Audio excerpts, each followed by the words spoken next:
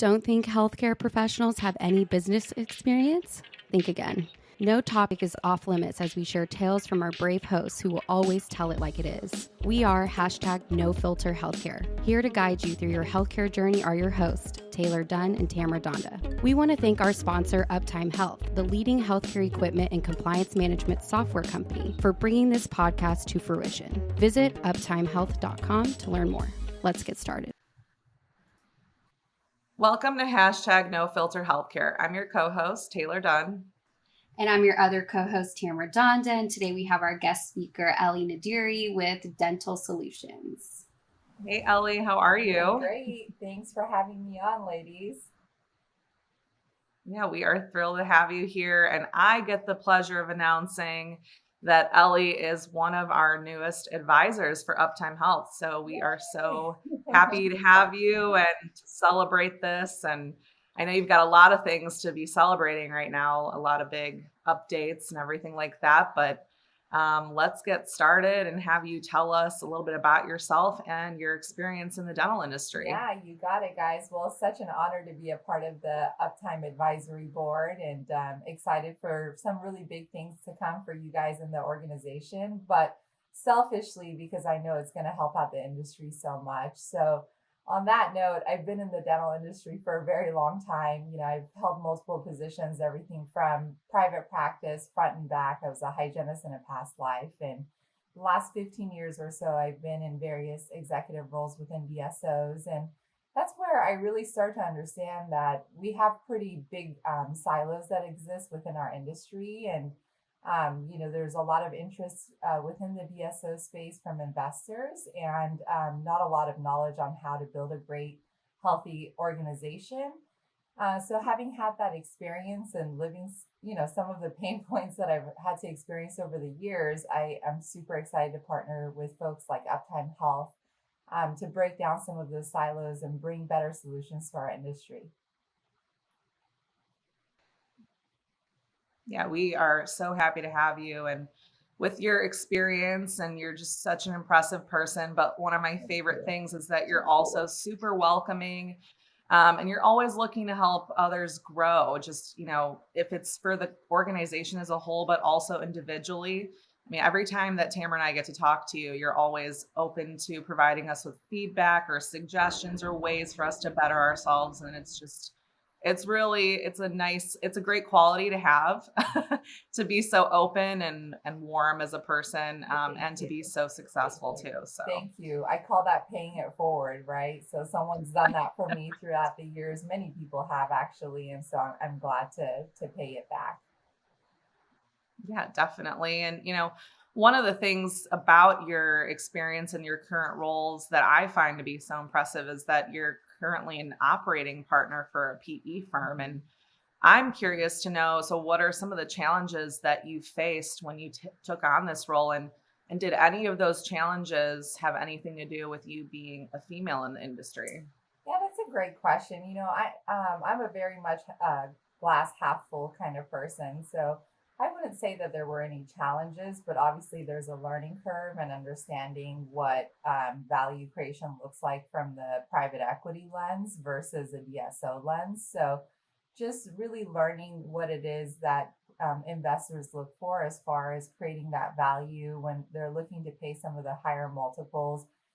It's a completely different philosophy. When you're running the operations of a DSO, you're thinking about top line performance, culture, bottom line performance, but you're not necessarily thinking about, how to create a vertical that is different than others. And when you're on the private equity side, you have a different lens and you're thinking about the business a lot differently. And so, that transition, of course, is always a challenge, but it's been a ton of fun to learn something new and be able to provide value to now both sides of the table, both the DSO side and the PE side. I forgot to mention to say that with, no filter on, but I think we've had some previous conversations where I know that you're all about the no filter. Absolutely. You're a straight shooter. I can't talk, apparently. That's the one thing you have to do on a podcast is talk, but I just can't do it today. Yeah, and speaking of PE firms, it's definitely a unique experience, right, in this industry. And I think all of our listeners really want to know, what is your like top tip to kind of prep that dental office when they're ready to be acquired? Mhm.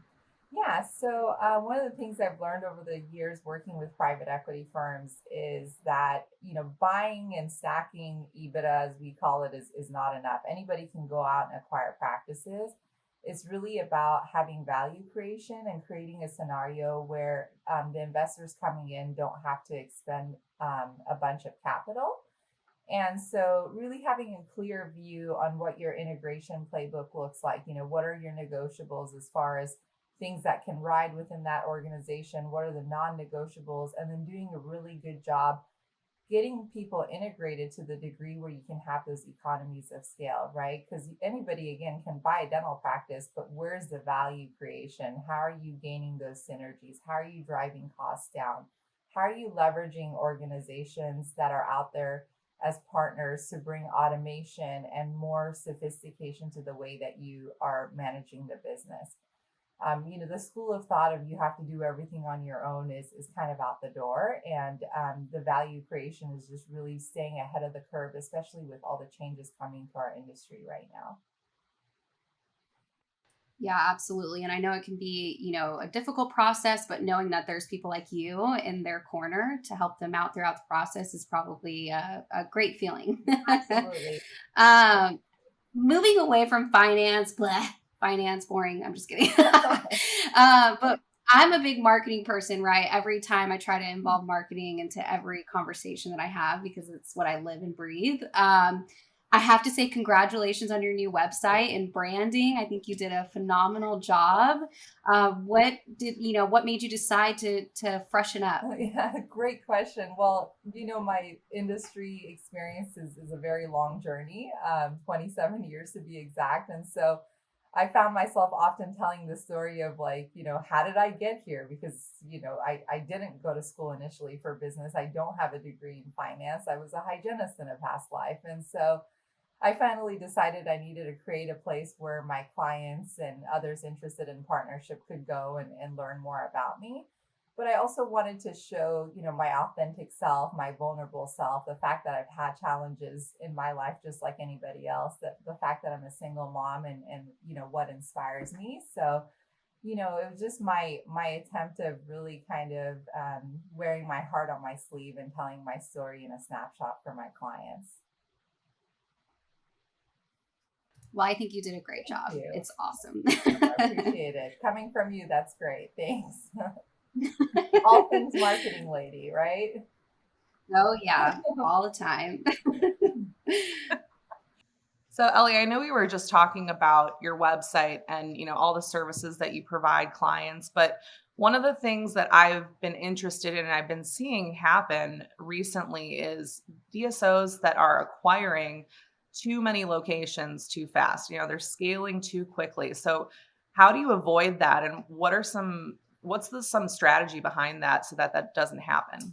Yeah, so it really just depends on the model and the initial performance of the practice, right? And I've very much seen that happen too, where people are acquiring practices um, outright that are top performing, they actually break them.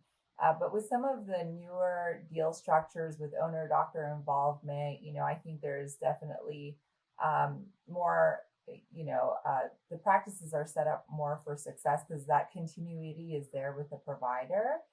But also having the right functional support to support these practices. So, meaning that you have the appropriate operational support, HR support, because culture is such an important piece after an acquisition. When these practices roll on, if you're not there to provide white glove service in the onboarding of the employees, at the end of the day, I mean, a crown can't sell itself. We're in the service industry. You really need your people.